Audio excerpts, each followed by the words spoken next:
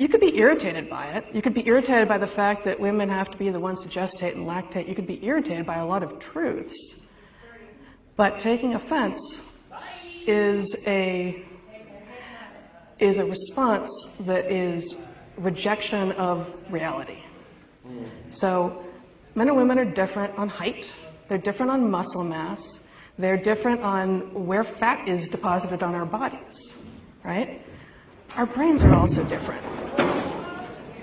So there's some binaries. Oh, wow. Security!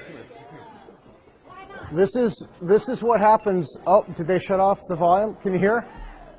Can everybody hear?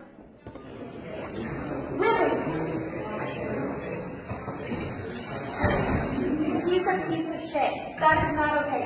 Even the women in there have been brainwashed.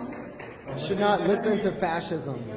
It should not be tolerated in civil society. Nazis are not welcome in civil society.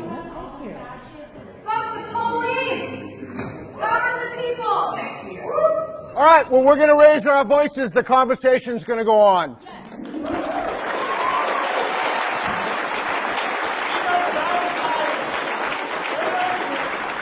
Let me be crystal clear. That sort of behavior is unacceptable in civilized societies. And if that person is a student,